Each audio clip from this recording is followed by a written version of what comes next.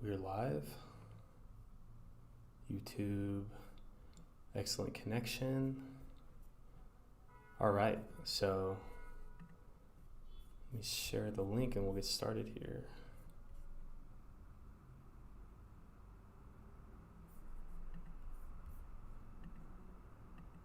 Dream and take a trip to Belize. Hit the beach and just sit in the breeze.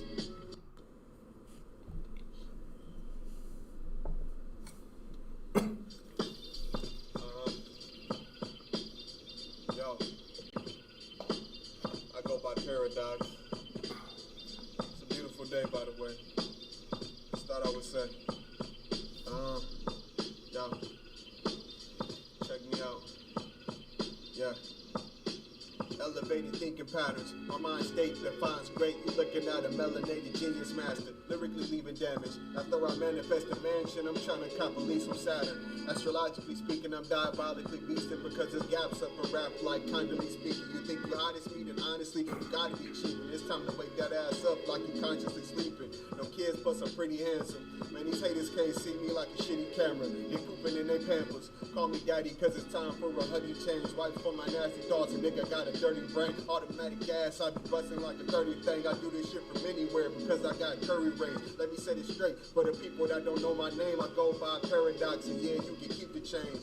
Why stress while I can chill in Brazil? By getting the bills, the real ones feel what I feel. And if you don't feel me, that mean you don't feel yourself. That mean you numb to your life and you should check up on your health. Doctor credentials, hot in my pencil. Stop with the insults, whop on my mental. Rearrange my brain and the change came quick. Align my actions with my thoughts, ain't no chance I'm gonna miss. I break down obstacles like Tetris blocks. It's all a game in my brain, I just set up shop. Meditating, eliminating my mental blocks. Evolution was my solution to see the top. And when I say top, I mean my best version. No competitive comparisons, I'm less urgent. This shit come natural, that's why words compatible. I'm leaving beats bloody like wet surgeons. At my desk working, knocking out action items.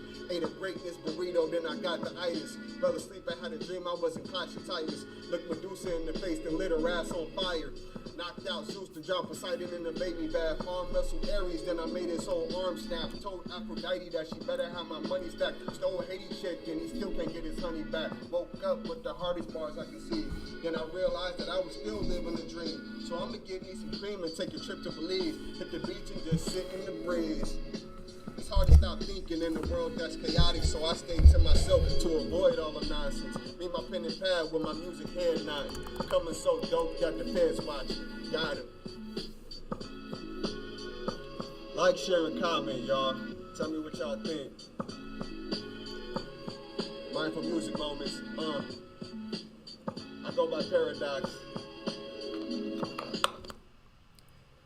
Welcome back, everybody.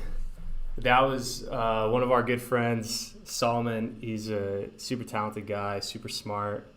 Also, might be low-key Hexican too. You know, he's pretty interested in this stuff. Really interested in, like self-improvement and being spiritually aligned, and being a long-term thinker, thinking strategically. So he really aligns with what I think Hex is all about. So I thought I would start the show off with just, while I'm sending out the links, by just playing one of his. I know we usually play the Hexican anthem, but maybe we'll be adding some more variety to our intro music. Today what we're going to be talking about, this is going to have to be a pretty quick stream, but we're just going to be going over some of the common Hex misconceptions. Everyone that's been around for the last year know that there's an endless supply of FUD and hatred and slander and all these misconceptions that people have around Hex. And that's actually, like the stage of obscurity and the stage of misconception. That's actually a really important part in the life cycle of crypto assets. You see it across all the major coins. They all, everything that, gets on that top 10, which Hex has, goes through a phase of like blatant misconception, phases where people just call it a scam because they don't know what it is. And so there's a lot of, Hex is like right in the heat of that. It's coming down. I'd say peak FUD and peak hatred and slander was leading up to November 19th, leading up to Big Payday. And then right after Big Payday, I think that was like peak FUD and peak just like, hex slander. But I think now we're actually moving past a lot of it. And it's actually really easy to defend, because when you're right and when, facts and reality are on your side, it's really easy to look at something and clearly, know what's going on. It's easy to be right when you're correct. And so I think that, every day that goes by and the HEX stakes continue to mint interest, and that T-share rate continues to increase per HEX, every day that goes on that it works as expected, then that just builds up it adds to the trust that people already have for it, and it'll continue to compound. So in HEX, like the interest compounds, maybe like the users compound as like the different like financial network effects start taking place, but a big part of that is that the trust compounds, because I think I saw an article today that said on Twitter about something saying that these crypto assets are like they're really like faith-based assets, and it was kind of saying that and kind of like poking fun at the crypto space for being a bunch of crazed fanatics about their favorite coin. It was trying to be like a jab at it, but it actually really got to an important aspect of these things, which is that money is money because people believe it has value. Like money as a tool for measuring value and exchanging value. Like throughout all history, societies have had things that operate as money. Sometimes it's a physical asset. Sometimes it is the word of the elder of the the village, or the word of the king. Like you kind of you outsource that level of trust to someone else, and so everyone just has faith that they're going to execute on the money. And so like money always is faith-based, because you have to believe that it's going that not just you, but it's less about what you believe, it's more about what everyone else is going to believe, because you want to hold the assets where people believe in it the most, because that increases the chances that people in the future are going to believe in it when you want to exchange the money that you've accumulated for something else. And so, like that is correct that, these things are faith-based. But, what the cryptocurrencies have that other types of things don't have is they have this layer of transparency. And I think that's why HEX has been able to build up so much trust, despite things that are, certainly risks. There's certainly risks involved. That's why on the HEX front page of the website it says cryptos can go down 90%, could go to zero. Like HEX being new and HEX being untested, and it still is in that category of high growth coins where they have the energy to grow orders of magnitude, because there is that extra risk because they're so new. And so I think that what I'm hoping to cover through this is that going over some of these things that like people have where they've misconceived HEX, either thought wrong about it, or spread things that were like blatant lies, and then help to like understand like why HEX actually has built up this amount of trust. And so in an industry where the ethos is like don't trust, verify. Like HEX really fulfills that, but like for the like kind of the more meta aspects of money, where you have to like trust that that it's going to retain its value, and a lot of these misconceptions are rooted in things that really give it strength, and increase the ability to trust it. So yeah, let's see. Before I get started here, let's see if anyone in the chat. Hey, Colleen, what's up? Crypto Butler, what's good? Nair Painting Group, wait, what? Blue Bum, hey, Dipcatcher, love your streams. Thank you, thanks for joining. Hexmac, what's up? Hexicans, it's Hexicans, not Hexicants. That's right. Scott nailed it. HEX represents a new level of complete transparency. compare that to the truly fake Federal Reserve. Yeah, 100%. Like, it's, it's amazing to see them side by side. The fuckery reserve, yeah, that's funny. But yeah, so I mean, let's just kind of, so the way I created this little, just some things to help, just some notes that I took. And the order that I wanted to cover them in was the order of, like intellect behind the, behind the, like the FUD and the misconception, and like, just, so we're at the start, these are like people like P-brains think these things, but then by the end, we'll actually get into like some, pretty serious risks involved in HEX, that aren't really misconceptions, but, maybe, just different ways to approach a risk.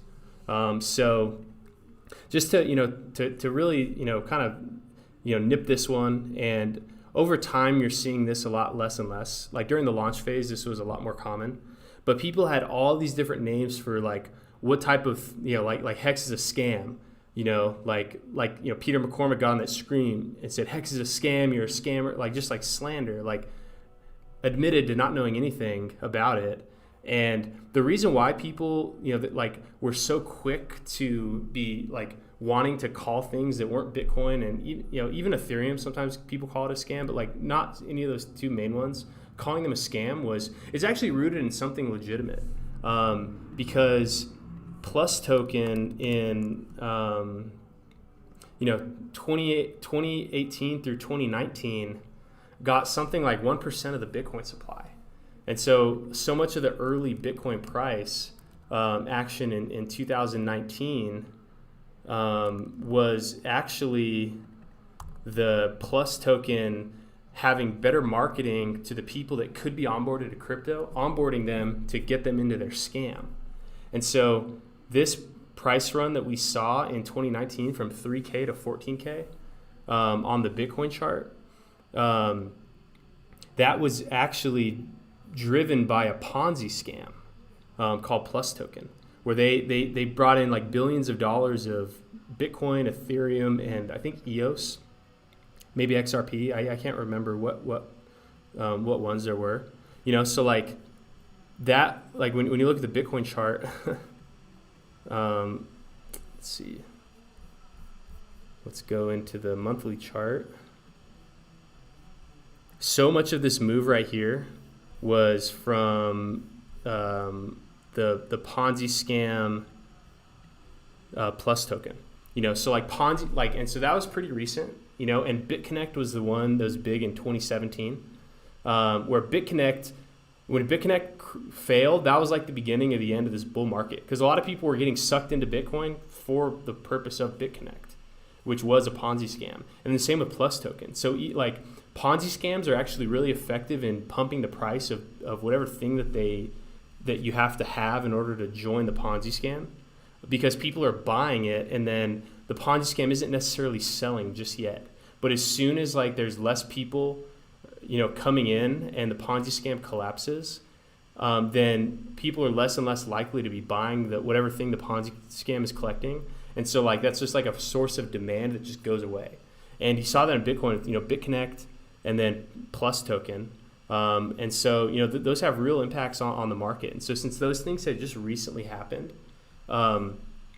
people were so quick to call HEX a Ponzi scam because, it was just like, one of these other things, like, oh, like these people were like telling you, oh, this new thing gonna have high ROIs, all this stuff. And what that really, like all of these different scams that exist, and even that like, and this is how you can like define what's a scam and what's not, is by looking at what the source of the ROI is and ask yourself, does it look like the investors are being lied to about the source of the ROI?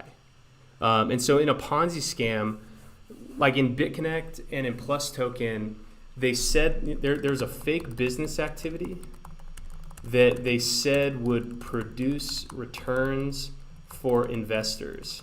So this includes like arbitrage, trading bots. This includes, like what like other examples of these, mining, cloud mining. Let's see, how can we? So there's like, this fake business activity. Let's make this text a little smaller. So there's like fake business activity, arbitrage trading bots. There is, cloud mining. There is, investment. Like Bernie Madoff. He, was the CEO of the NASDAQ. And so he had all this credibility, said he was making these crazy returns from investing, but his returns that he was doling out were really just new investor payments. So like there's usually in Ponzi schemes, there's a fake business activity that they said would produce your returns, but the returns are just new investor inflows. And so in Ponzi schemes, like the investors are lied to about the source of the ROI, and so that's what makes it a Ponzi scheme. So if it's a that's the key one. It's if the source of the ROI is not what it actually is, and the investors were lied to about it, then that is a scam. That's a Ponzi scheme. And so, in Hex, let's, actually, I'm going to cover these other ones, then I'm going to cover the Hex one. So that's big class of Ponzi scheme. Big class of scam in crypto is the Ponzi scheme, because cryptos go up in general. So people are like looking to get rich, and then people just fall for these like flashy business plans. Like Plus Token had all these like events, BitConnect, whoa, what's up? Like they had these events, like it was craziness, and it was all just to get people to buy in, because that was the source of the ROI, and everyone kind of knew it, and so they're fully buying into that.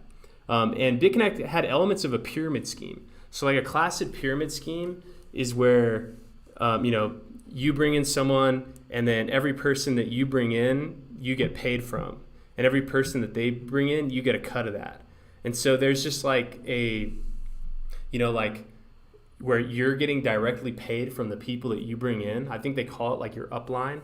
That's like a class of like pyramid schemes. So and sometimes Ponzi schemes can leverage pyramid schemes to, make it so that, more people hear about it, because people are trying to increase their own personal commission that they get. So like pyramid is where, it comes directly from people you onboarded plus, the people they onboard, but not from people someone else onboards. So that's an important distinction, because you're only making money on the people that you bring in, or the people that they bring in. But no, like someone else that didn't bring you in, like they're not earning you any money. And sometimes sometimes in pyramid schemes, they lie to you about the source. They say that like, oh, it's going to be part of some other business, but sometimes, because like so here, let's add a third one. So like why the music stops. This in a Ponzi scheme, it's when the people behind it stop making payments. Like that's it. Like it doesn't even need to be when new investors come in. It's when they strategically stop making payments. So in BitConnect, I think that they were in some legal trouble, or they just decided it was time to cash out. I forget. Plus Token, I know there was legal trouble. So whatever the reason is, they just stop making payments. And so that's why the music stops. That's why the payments stop going out, because the people that were delivering the payments, they stop making those payments. So the music stops, it's done. Pyramid schemes stop when new investors can't be found. So like, because the payments only come from new investor inflows, they like that, and no new investors can be found. That's what makes this a scam, is that it fails because like it stops making the payments that were promised, because new investors can't. There's no one left, and so multi-level marketing. This is like a unique. I put this one separate from the pyramids and the Ponzi schemes. Multi-level marketing typically involves actually selling a product, where there are these like MLM, even there's publicly traded MLMs like NutraFit. I don't know the names of these companies, but like all these like like nutrition plans that people would sell in college, like those where they had to. You have to buy, or like I think Amway. I don't know. There's various ones, and in many cases these aren't even scams. It's just that like the structure of the business model it's just not very good, because it puts a lot of people in between the buyer of the product and the seller of the product. So like people used to set up these MLMs to push their products, but now because of like social media and being able to like directly access customers,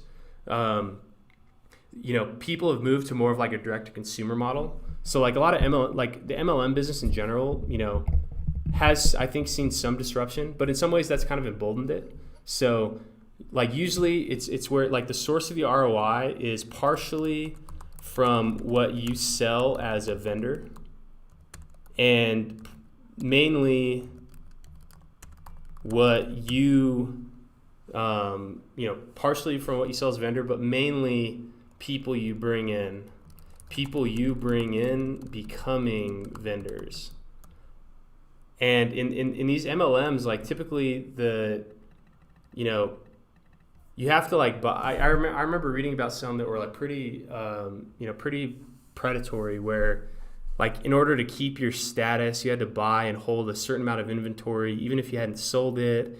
And if you lose your status, you like paid a penalty. Like there are all these things that made it really difficult to make money on these, where like your best odds of making money were from just onboarding new people, not even from selling the product. And they had like similar incentive. So in some ways these are kind of like the pyramid schemes, where like rather than just like paying your money into the pyramid scheme, you're paying it in by actually buying inventory that you are then in charge of selling. So in this case, like they're not lied to about the source of the ROI. Like it's very clear that like your ROI comes from what you sell and who you onboard. But people are very misled about what they can expect to make. That's where people really get sucked into these ones.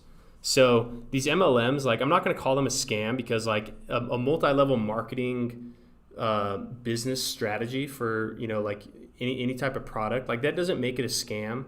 The thing that I really want to focus on for the sake of this is that it's really rooted in like, are you lied to about the source of the ROI, and like why it stops, like why it fails. And so with MLMs, they're usually like more sustainable, because some people make, some amount of people make enough money selling the actual products that like the business actually just works. It leaves a lot of people burnt, but there's a couple people that are going to like make up for selling all the products, and maybe they're effective in onboarding people. So it works for some people, and it can continue to work. But unlike a pyramid scheme or a Ponzi scheme, where like the creators can just like stop, then that is that's what makes these like real scams, like Ponzi schemes and pyramid schemes. And MLMs more just like tough business, like those are tough things to invest in. Like if you want to start a business, joining in an MLM thing you're very unlikely to make money unless you're already good at building business and good at selling and good at doing those things, but if you're good at those things, there are other ways you can alternatively make money. And so that's kind of what, like why that isn't really a scam, but, something that may be just a bad investment, because that's what people also used to call like Hex a bad investment, which I'll get to that at the end. And so, early on in Bitcoin's lifetime, they called Bitcoin a scam for, just because it was new. And in Bitcoin, like the source of your ROI is purely buy low, sell high. Like that's the only source of ROI in Bitcoin. You know, like what people are going to pay for it in the future. And everyone is aware of that. Like there's no, you know, fake business activity. And even though it does rely on like new investors coming in, those new investors are coming in not being misled by any type of like lie about the source of the ROI. So like the investors are not lied to. Sometimes, you know, on Twitter, people make false claims, you know, people that are like hyping these things up. But like, you know, you don't make money from the people that you personally bring in. Unless you're bringing in like, unless you're the one that convinced like Grayscale to be buying up all the Bitcoin, or you're the one that convinced, you know, MicroStrategy to be buying up all the Bitcoin, like you're not earning from the people you're onboarding. So like, you know, it's not like, you know, pyramid schemes or MLMs where like you only earn from the people you onboard. That's not how that works. So like, it's not, you know, that type of kind of scamminess isn't there. And there's no one behind it to stop making the payments. You know, like, cause you're not like investing in a business, you're holding a commodity. So it's up for what you can sell. And so, you know, like the music would stop if there was not a single bid, if nobody on earth would ever buy Bitcoin at even a negative price. Last year, oil was negative. Maybe Bitcoin won't ever hit negative because the cost of storing it is zero. But, you know, like if there's not a single bid and it stays that way, bid forever. Like that's the only reason the music could stop. Because it's like, you know, like there's going to be various levels of demand. Like sometimes people are really into it, sometimes people are not, and that's reflected in the price. But the only way that the music stops in Bitcoin is if there's not a single bid. Because that would mean that like, you know, maybe the mining would stop because, you know, because mining is classified as a bid. Like I consider that a bid because you're paying, even if the cost is de minimis, you're actively doing something, spending energy to get Bitcoin. So to me, that's, you know, kind of a bid. But that's why the music stops, is if there's not a single bid forever. And so in Hex, it's the same thing. It's buy low, sell high. And unlike Bitcoin, there's an additional layer of ROI that can be had in Hex, and that's through the staking. So in the staking, the people that aren't staked are being inflated. And so it's like they're paying all the people that are staked. So it's a public rule. Everybody knows that there's constant 3.69% inflation. And the staking is a way for people to earn more Hex. And the staking rewards, they come from the public supply inflation. Anybody can validate this on the blockchain. And it's not Hex's own blockchain, it's the Ethereum blockchain. And so you don't need to trust that like the people operating the blockchain are lying to you, because the Ethereum blockchain is so massive, it would be so expensive to manipulate. And so because the Hex blockchain security has been outsourced to a larger, more secure network that doesn't need to be bootstrapped, you can rely that the information on the blockchain related to Hex is accurate. Between that and the audits, which you can, you know, read through, like, you know, it's actually really good information that helped me understand a lot about the design of Hex. You know, you can't always trust audits, but you know, like it's been, you know, everything that's in the contract is very well commented, that, you know, you have, and it's all public. Like there's no admin keys, there's no behind the door workings. Like everything that's in the smart contract that's public on Ethereum that's what's going on. And so, you know, like the supply inflation is defined in public, and you know that it can't be changed. So the source of ROI, even though in Bitcoin, it approaches a fixed supply, in Hex, it's like the constant 3.69% inflation that pays the stakers. It's public and it's known, and you can predict what it'll be. And so Like the value of the Bitcoin supply cap isn't that it's fixed, it's more that it is certain. And that's how it is with Hex. And it's just different monetary policy. In Bitcoin, the incentive to hold is that, just that, maybe by you holding, you're reducing supply and you're pushing the price up. You get no other benefit from it. But in Hex, you hold through the staking contract, and it gives you this additional, multiplier to your ROI, because you don't know what the price is going to do, but if you can be increasing the amount of Hex that you have, it can protect you from some of that downside. So in Hex, that's what the source of the ROI is, and no one is lied to about it. Like on the site, it'll like Richard might state the design intention of 10,000x returns, but that's not a promise. That's just saying that like this was designed to hopefully do this. And whether it does or not, that's for time to tell. But, that's not a promise. Like the only promises that are made are the promises in the smart contract. And to date, 100% of that has, there's been no signs of any issue where like what was stated in the public contract was not true. And I think that really speaks to like how well the product was designed and launched, because so many other, things that maybe are well-meaning smart contracts, they'll launch, and then some exploit that where the promises in the smart contract don't come true. And so those, even though they're not scams, they're bad investments, because like the source of your ROI you thought was going to be based on one set of conditions, but those conditions changed. And so in Hex it's the same. Like if there's not a single bid forever, that's when the music stops.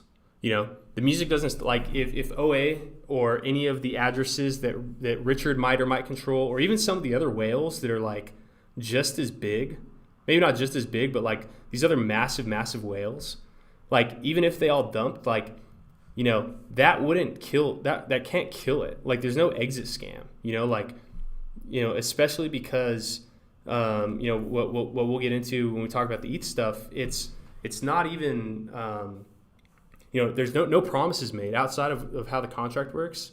There's no promises made. And so, and since the investors aren't lied to about the source of the ROI, it's just like Bitcoin, where the only way it can stop is if no one will buy it. The Hex contract will still work. Even if there's not a single person to bid, the Hex contract will still work. And that can't be shut off. So, Hex and Bitcoin, for similar reasons, they're not scams, mainly because people aren't being lied to about the source of the ROI, and like everything is based on publicly known network rules, and they only stop when no one will ever buy them from you, which you can't force anyone to ever buy it from you. So like that's part of the risk of buying anything, is it's maybe someone will stop buying. So these are the really important things. Like I think this is like the biggest piece of misconception, just like these things. And I think it's just because people don't understand what scams actually are. And I know Richard talks at length about this, and that's where I've really picked up a lot of the stuff from. But moving on, kind of like this other layer of slander, it's not about Hex. It's all about Richard. There's a lot of haters out there. Like, if you're going to have an audience, like people are going to hate on you. And, especially in the crypto space, because people join teams of what coins they like, and anyone who says anything bad about it, they're like, people are going to get pissed. And so like, because, Richard Hart prides himself on speaking the truth about other coins, when he says bad things about Ethereum or says bad things about Bitcoin Cash or bad things about Bitcoin or IOTA or name the other coin, people that like those things get pissed, and so everything that he says after that they're just going to disregard, and they're going to look for reasons why he's bad. And so like kind of these first two, like people will literally slander this person by calling him a scammer, calling him a criminal. But when you look into it, there's literally it's not even rooted in anything close to real or anything that like there's really nothing. And so like they're truly unfounded, claims. It's just slander. It's just people hate, like just shit talking on the internet. You know how people make up things about the Clintons, or make up things about Trump, or make up things about Elon Musk or Jeff Bezos, or Kanye West, like whomever. Like people just make shit up about them because they're in the public.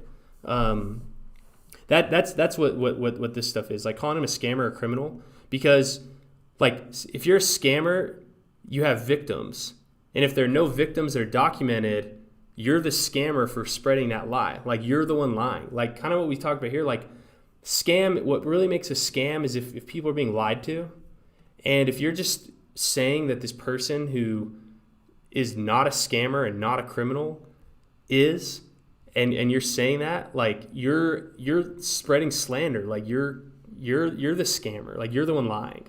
You're scamming someone by misleading them. And so like that's really all there is to say about those. These things it actually started from a Bitcoin Cash Reddit thread where it was right after, it was in like 2017 or 2018 when Richard would talk about the big block, small block debate. And he debated these people and kind of, embarrassed some of these people.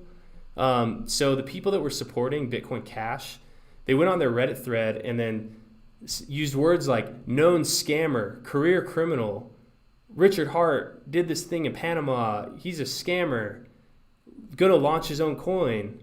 Like all these things, like that when you follow the links, they take you to think like nowhere. Like there's really nothing. Like, and so it's pretty obvious that, the people that say that like Rich Hart is an obvious scammer, like the thing that they're pointing to is actually something that is obviously just like a fake post.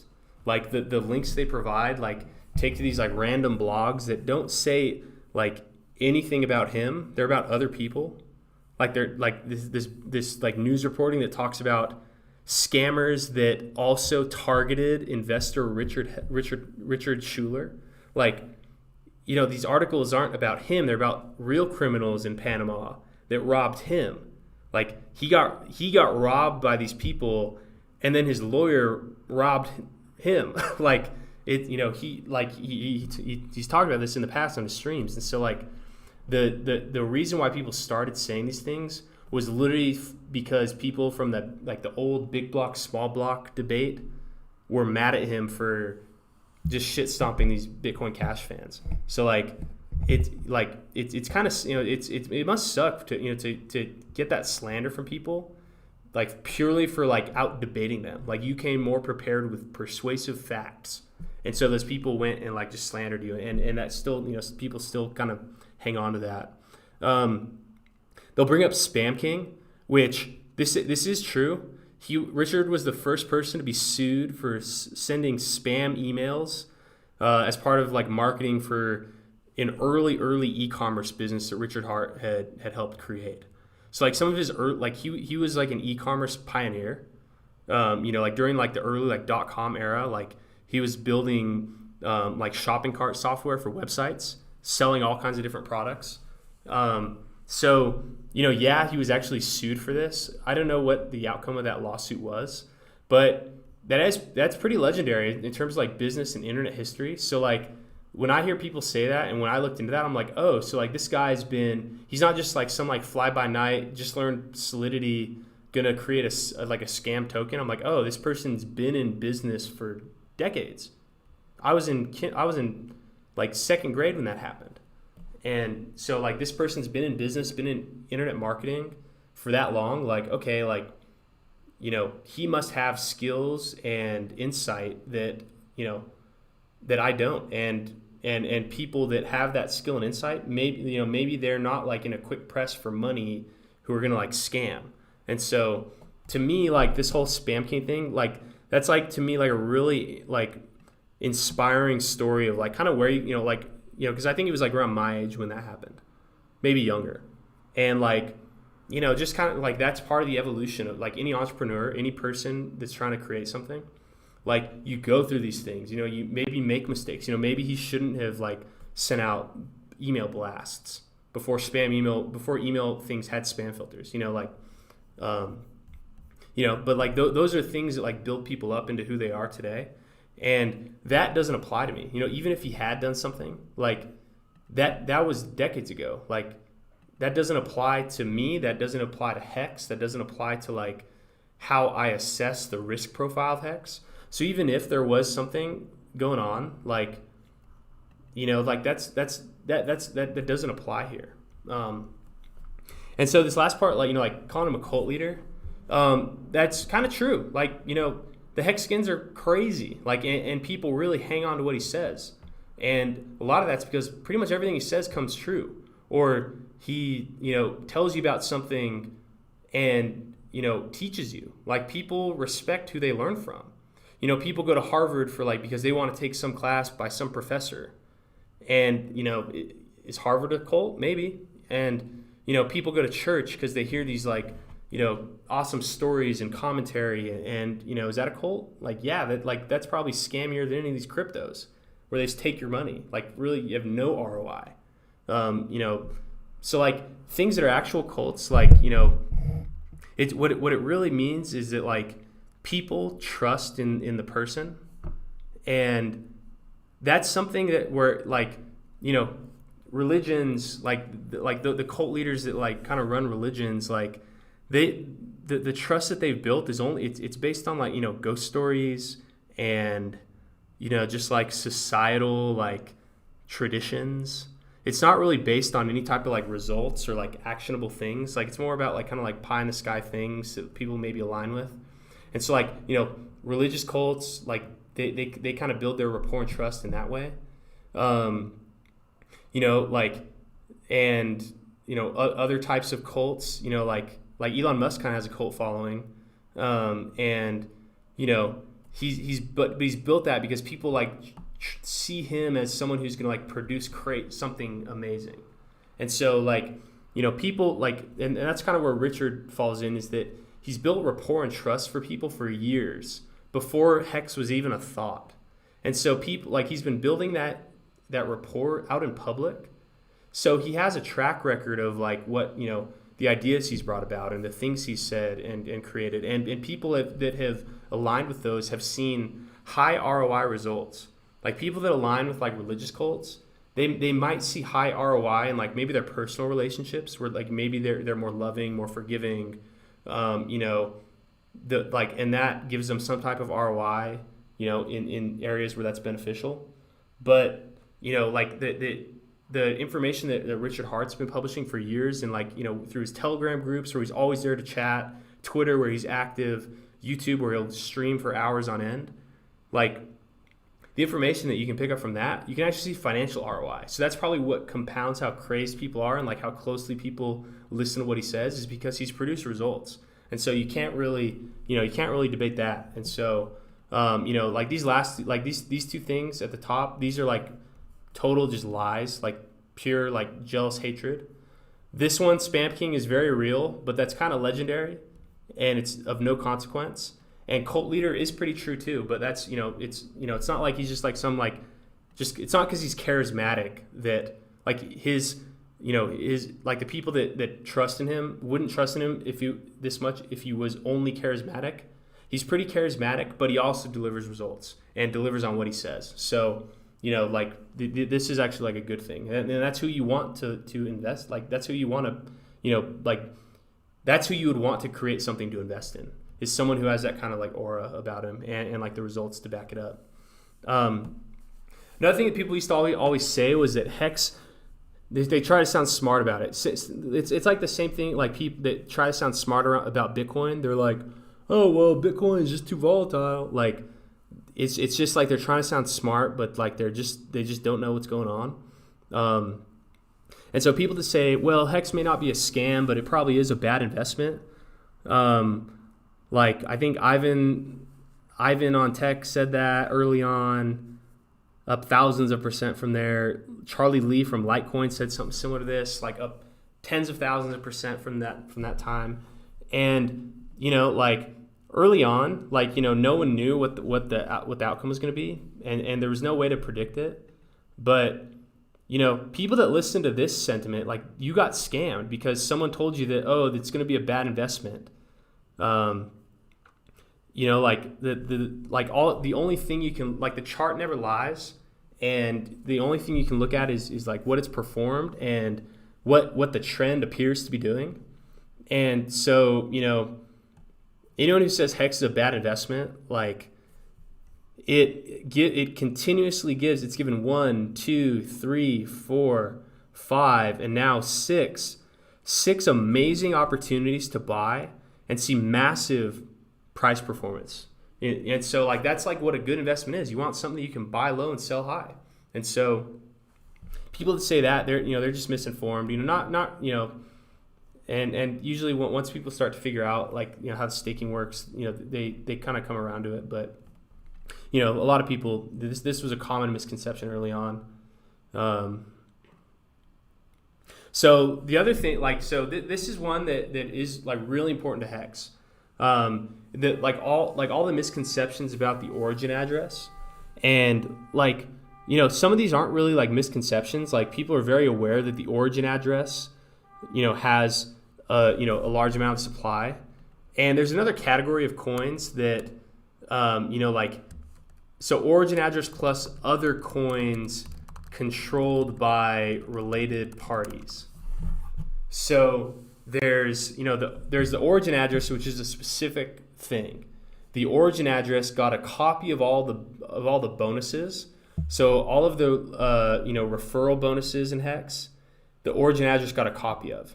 So I think right out the gate, that was something like, I'd have to check, but something like 5 to 8% of all coins were bonus related coins.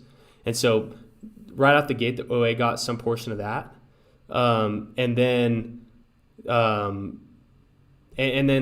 the coins, and so the origin address, started out with a large amount. I have to check. So some people have good estimates on what the OA and OA related addresses own, but it's a lot. It's probably more than 50% of the HEX. Some people think it's as high as 85%, which could be very true. I'd have to look. I've heard people speculate on it, but until I look for myself, I won't repeat a number. But it's somewhere between, say, 50% of all coins and 85% of all coins. And that seems to be why the staking percentage is pretty low, because the OA has some stakes and the addresses related to the OA have stakes, but the majority of them are liquid. And the only time that they ever staked was right around the big payday. Remember days before big payday, these massive 3-day stakes started and then they ended, and it reduced the big payday payouts to everybody. The payouts people thought they were going to get. And so that was the first time that a lot of those coins had done anything. And so what that was the OA, or coins related by, because what the OA really just represents is large centralized ownership. Like the risk that people are defining when they're talking about the OA, it's just the risk of supply concentration. What happens if, all the big players in Bitcoin just dumped all their coins? Price would go down. But, because that's a risk, there's some reward that comes from that risk. They could dump and send the price down, or they could hold, and by holding, that helps push the price up. So there's always two ends to these things. So the OA could dump the price and kill, just amplify the liquid supply by so much that price goes down an order of magnitude. It absolutely could do that, and it has all rights to do that. There are no expectations of what any address does. If you don't control the private keys, that's not your money to decide on what happens to it. Whomever controls the keys that hold any HEX, they can sell. They are fully within their rights to completely unload on the market. No discussion. There's no moral, even a moral reason why the OA should. The OA can sell. Absolutely. Any wallet that, and you don't know who controls the OA. People think it's Richard. Could not be. Literally, it very well could not even be Richard at all. There's no way to link the two. It might be, probably is, but there's no way to tell, and that has no impact on how HEX operates. And I would prefer it to be Richard, because, if it's someone who is already independently wealthy, maybe you're worried that like that's the thing that's going to produce that like life-changing wealth. But maybe it's not, and maybe in the time that Richard has built up this like trust and rapport, people think like it kind of becomes clear that like the source of like what drives him is less about like the money, and it's more about the pride, and being proven right. And maybe those are like narcissistic traits, but to me that reduces a lot of the risk that like the creator of the project is going to somehow kill it. Like I think that rather than trying to be like a medium wealth person, and say the OA tried to dump all the coins, or say like the OA and like the 1,000 largest wallets, like just include all those people, because you don't know who has these coins, but just say like the mega whales of Hex just decided to dump all their coins because they wanted ETH. They wouldn't even be near the wealthiest people in ETH, and so their like upside is capped there.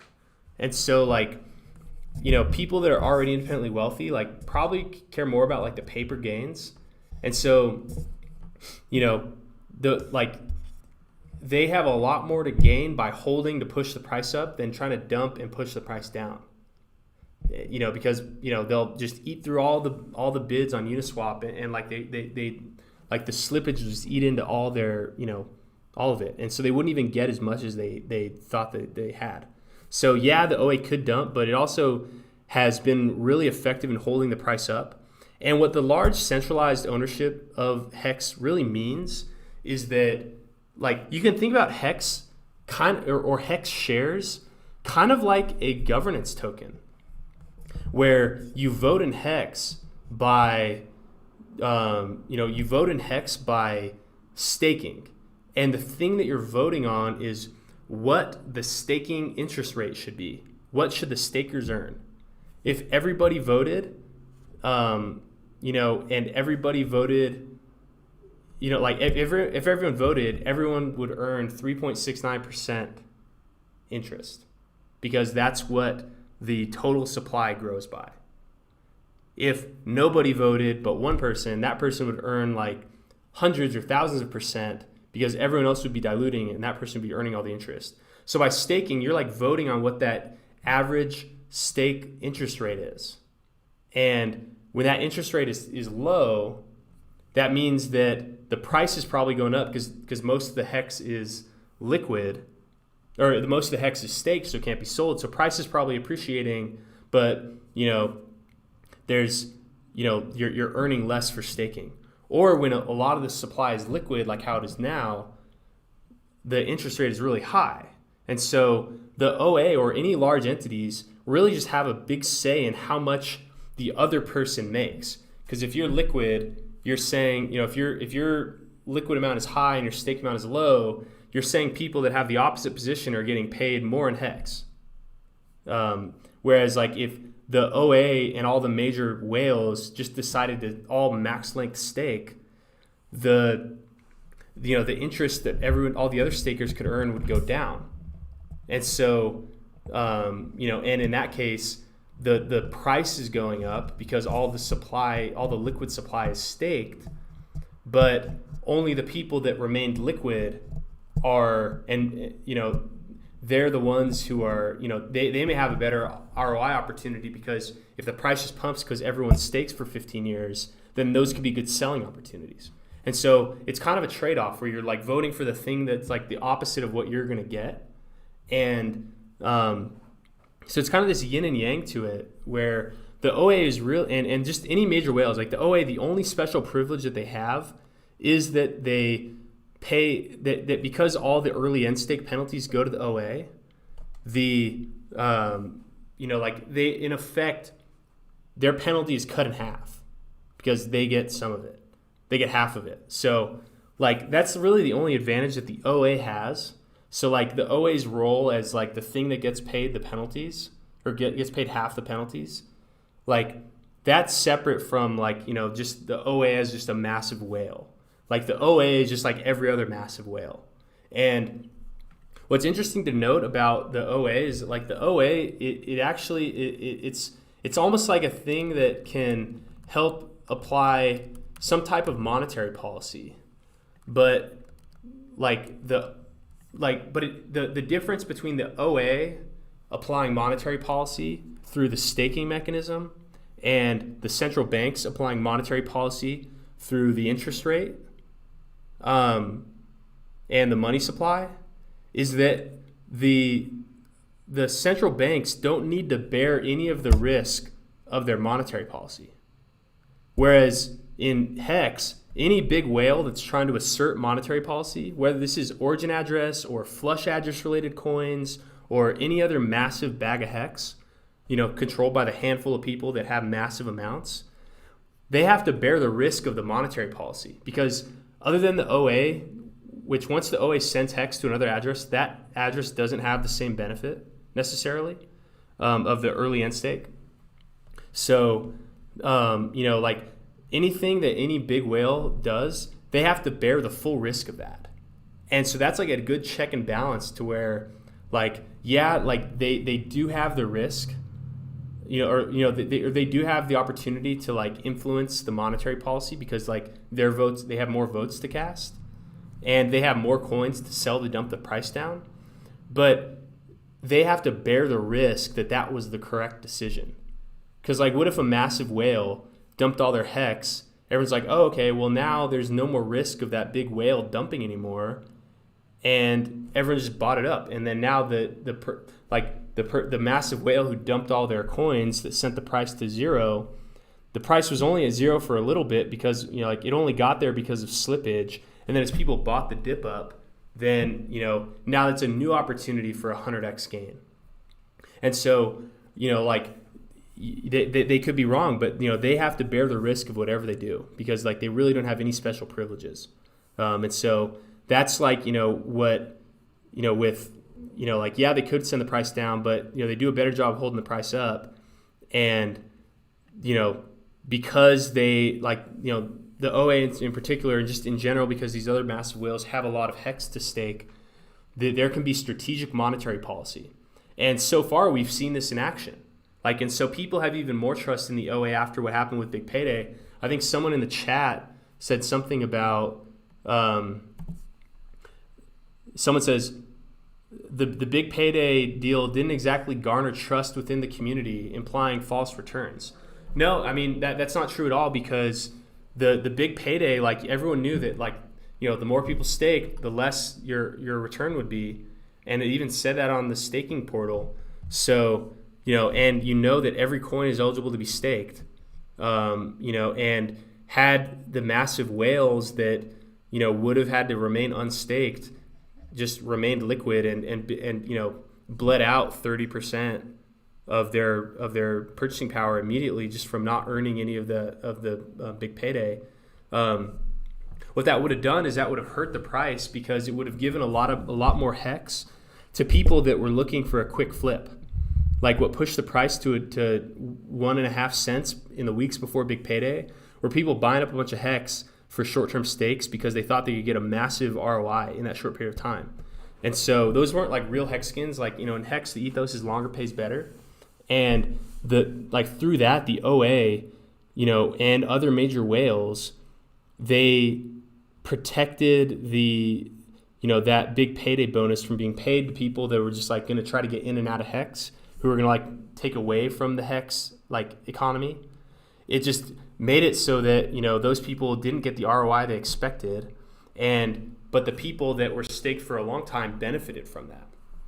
And so far, the massive whales have only garnered more trust within HEX because they protected from an economic attack. They protected from a speculative attack where people bought up a bunch of HEX to try to cash in on a quick reward, and so they throttled down the effect that they throttled down the ROI of that reward for people over a short period of time.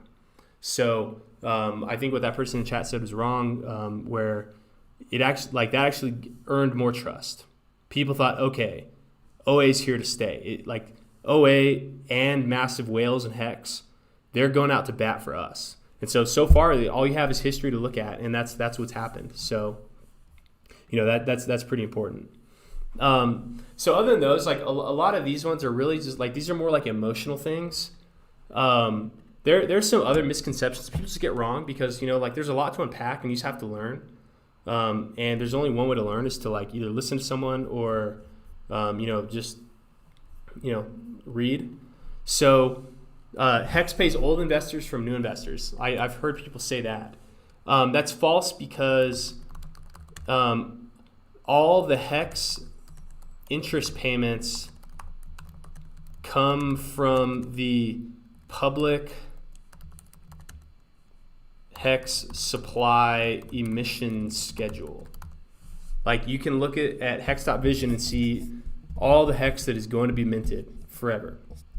And so, it's not new investors coming in to pay old investors.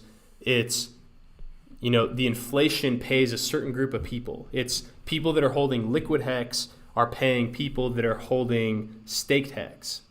And so that's what it is, and everyone knows it. So it's, that's where that comes from. Hex has high inflation. Someone today said they said, oh, I took a look at Hex. It had massive inflation, so I said no. And I was like, okay, well, you probably looked like if you go from, the first day it went from 0 to 1 billion coins. Then the next day, and then on for the rest of the 351 days, there was 300 and let's pull up the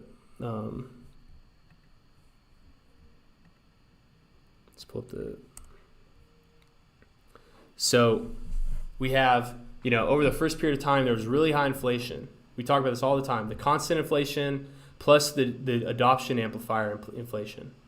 So that was like 500 million Hex per day, at least. So like, yeah, during that time, it was massive inflation. Like early on, it was like forecast out for a year. If you applied that same like daily inflation to 365 days, that would be in the thousands of %. So yeah, like in the early days, it was hyperinflationary. But over time, that tapered off, and then it abruptly cut down on big payday with a tenthening, where it was about 500 million Hex per day to about 60 million Hex per day.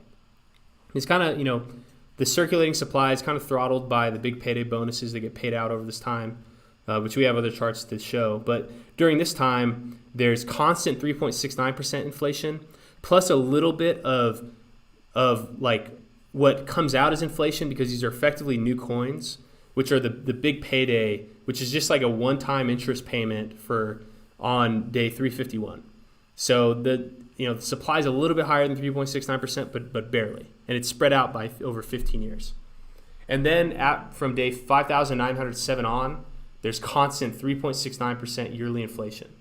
So Bitcoin inflation for up until this year, the inflation rate was what Hexes will be forever.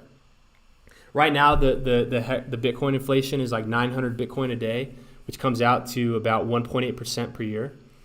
And before the halving, so from 2016 to 2020, the Bitcoin inflation rate was about 3.6%.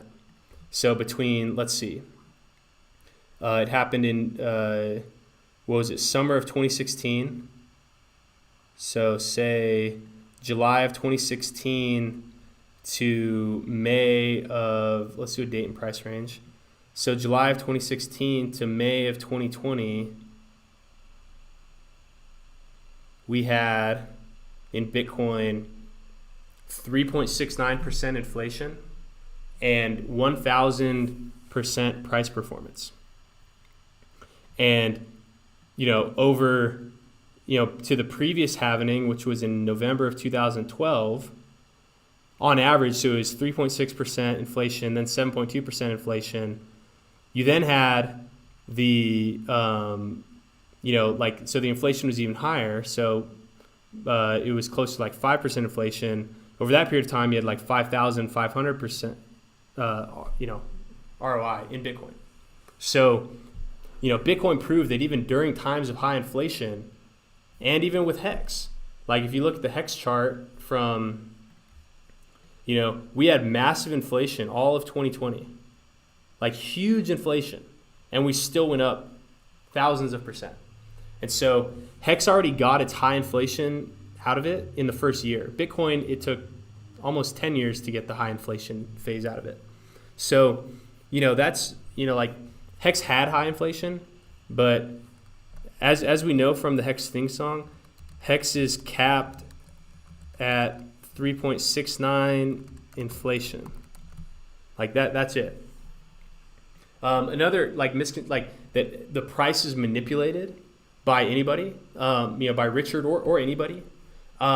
This is false because all trading happens on Uniswap, which is public, transparent, can't be spoofed. There's real cost to spoofing it. There's real cost to providing liquidity.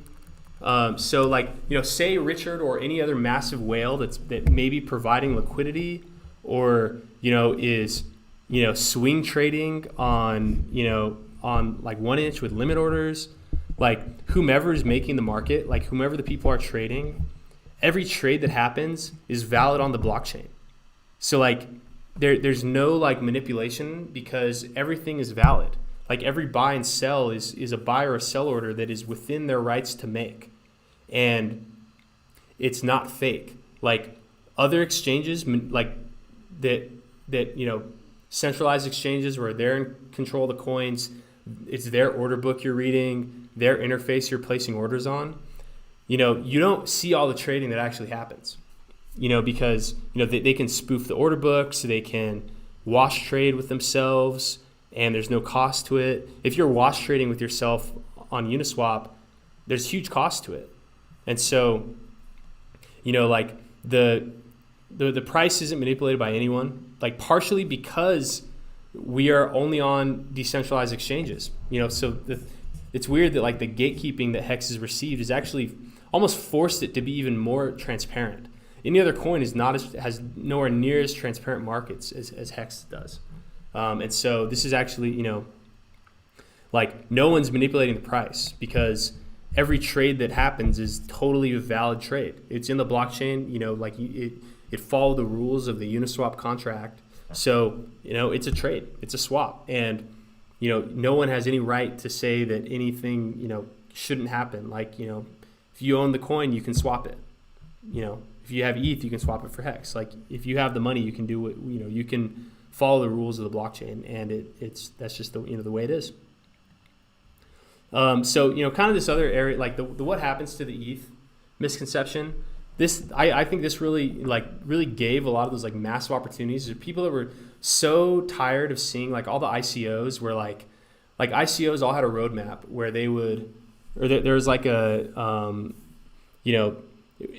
they all had like the same playbook where they would have all these like fantastical plans for what they were going to do. They were going to raise a bunch of money, and they were going to use that money to pay people to execute on a roadmap. And the people behind it were going to get an extra amount of the coins, and they were going to get the ETH so that they can, build the project to produce ROI for the investors. And that's not how Hex launched. That's one of the major, things that Hexicans are really proud of is that it's a complete product. Nothing can change about Hex that would change anything. And so, rather than launching as like, oh, we're going to build this thing, like Richard could have raised a ton of money in 2017, 2018. But rather than doing that, he went and built the product. And then somebody, you don't know who, launched the smart contract. And so, the ETH that was going in, it wasn't to finance some team to build something. The ETH that went in was all part of the minting of the initial supply of Hex. This is how the Hex, no one decided how much Hex there would be. The Hex was decided based on the amount that was claimed through the Bitcoin free claim, and then that impacted the number of Hex that would be minted as part of these daily lobbies where you could enter the smart contract by depositing Ethereum that would ultimately go to it was called the flush address. It was an Ethereum address that we'll talk about that in a second. So you deposit the ETH into the flush address, and then your wallet would be minted a set amount of HEX based on how much ETH you deposited that day compared to how much ETH everyone else deposited that day. And to be compliant, because a lot of these ICOs, they either had to exclude American investors or they, risked being shut down for Securities and Exchange Commission violations. In order to be compliant, it was kept secret who or what controlled the flush address private keys, and Richard emphasized that there should be no expectation of profit from the ETH being put to work for you. Like, the contract minted the HEX according to the public rules of the contract, and there were no other guarantees or promises. So, like, people that were transforming their ETH into HEX, there was not a roadmap there that was telling you what was going to be used for that ETH, like what their budget was, how are they going to produce ROI. Because part of what makes something considered a security is if the money going in is financing some business operation that is going to produce ROI. And since HEX was a complete product, and since it was kept secret who controlled the flush address that got that ETH, and it was emphasized that there's no expectation of profit, then this, that was to remain compliant, with laws that apply to Americans. And so, everyone that was entering that contract was fully aware that they should have no expectation of what happens to the ETH, and that they weren't getting the ETH back and it wasn't going to benefit them. And it was just part of, how the initial supply was set. And so, nobody knows, and it doesn't impact HEX at all. It's completely, no one that's buying HEX is sitting there expecting to do work for you, because that's just not the case, and it was made clear from the start. So what happens to the ETH, that was just left over from people being used to asking that question of ICOs that were ultimately going to scam them. So that's all I had. I got to get going here in a minute. So I'm just going to read through the chat, see if anyone asked any questions or said anything insightful. Oh, David Feder, what's up? Hex Mac, what's up? I remember Richard Hart broke the Plus token news early. Yep, he was one of the first people I heard talk about it. What am I going to do? Everyone you're listening is like, yep. No, I mean, Hex had the referral, but that only lasted for the first couple of, first 350 days. And it wasn't multi-level, it was only single person. And so, maybe that's why people thought it was kind of like those, but that's gone. That's not even a thing anymore.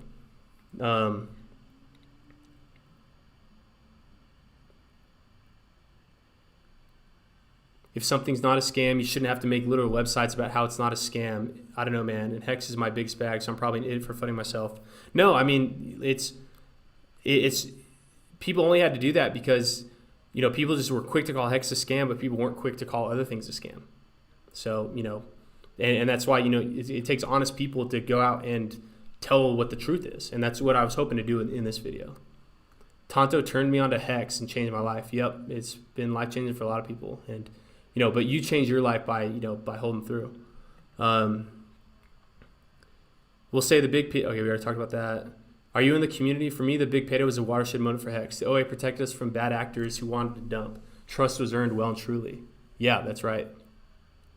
No ROI in church. Yeah, I mean, it's negative ROI. Maybe there's non-monetary ROI that you might get. When you're done streaming, jump on Discord Syndicate. Okay, maybe I will. I got to get to my parking, which ends in 10 minutes. But yeah, maybe I will if you guys are still on. Someone says, technically, new investors do pay old investors. That's how all investments work.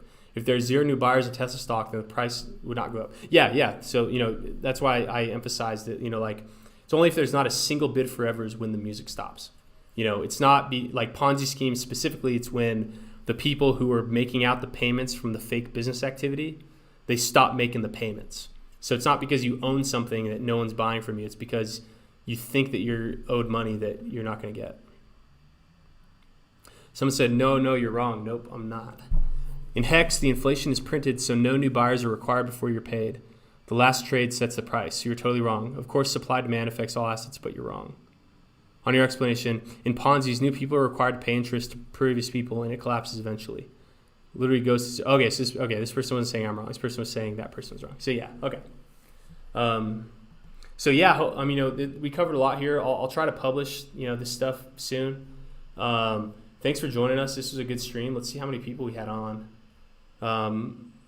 Okay, 57 people watched. That's pretty good. 10 people. So if no one else has any more questions, I'm gonna go ahead and pack up. One thing. Let's listen to this on our way out. I heard that there was a new Hex Twitter song. Shoot, where did that go?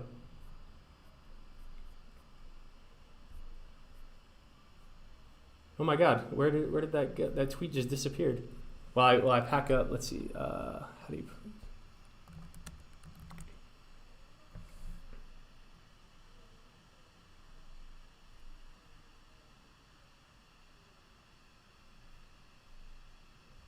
All right, I actually got to go now. So thanks for joining me. I'll talk to y'all soon. Goodbye.